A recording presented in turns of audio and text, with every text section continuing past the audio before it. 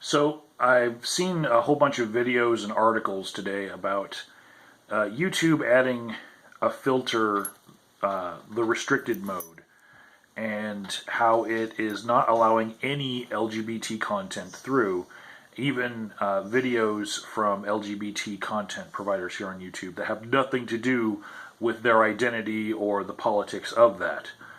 And I have a sort of long view about this and what it means. First of all, you have to recognize that there's been a political pendulum shift in America that's been realized. There are evangelical Christians that feel very open about their views, and they feel that they can just openly express these things.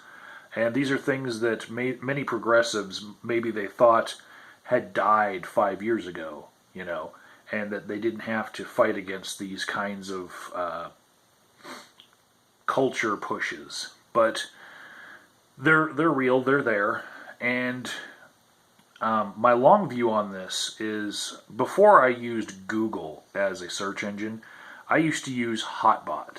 And the reason why was I liked Boolean phrase searches because they gave me better search results.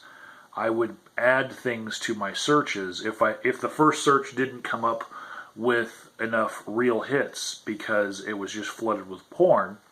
I would add the term -sex to my search, and wouldn't you know it, half the results disappeared and all the real content appeared. And there were many different searches that could get confused, sometimes by two actors having very similar names, where you would just want to subtract the middle name of the other actor, stuff like that. But Google's algorithm started outperforming the Boolean searches that I was doing, and so I switched over to being a primarily Google searcher. And I remember at the time there were many different search engines. Yahoo was around at the time. Bing was not. Bing was, it came after.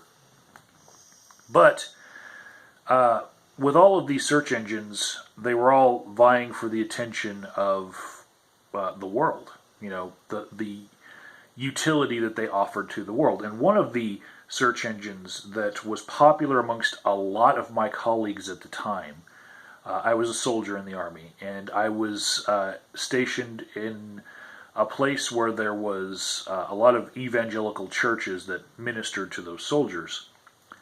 And a lot of these soldiers were using Crossroads instead of Hotbot or Google or Yahoo.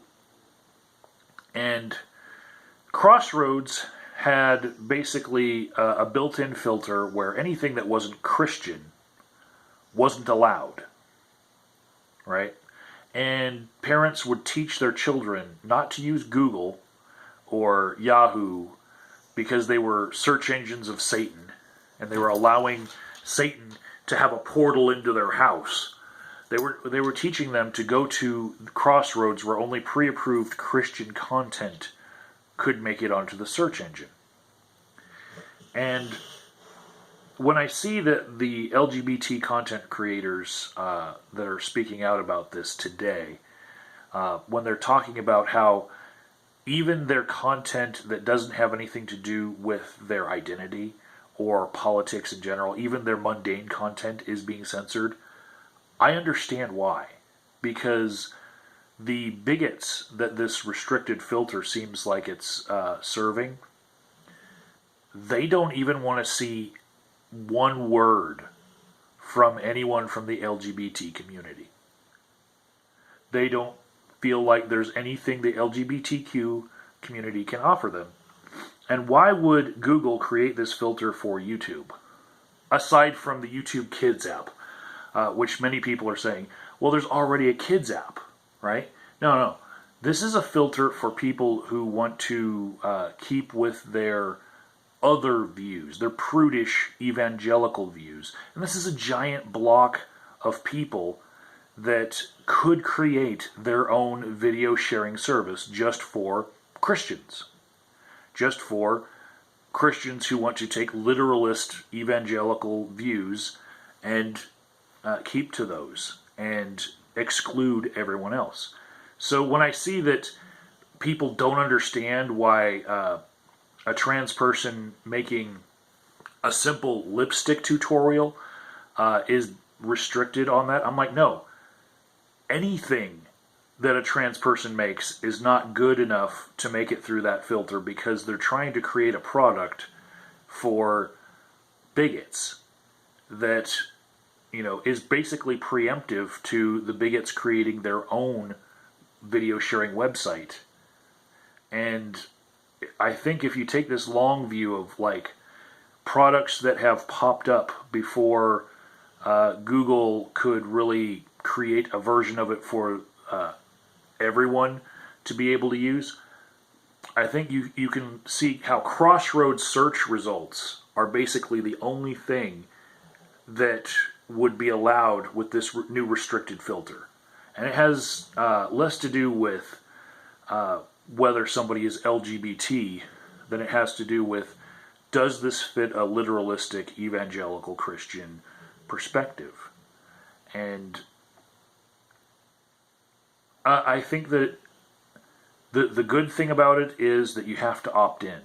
And even in a household where children are raised as strictly evangelical as they possibly could, children will turn off that filter at some point. They will think, oh man, why am I not getting enough results for my project that I'm doing, or the research that I'm doing, or this interest that I have? Why am I just not finding these things that my other friends are finding? And they will find that restriction option and they will turn it off.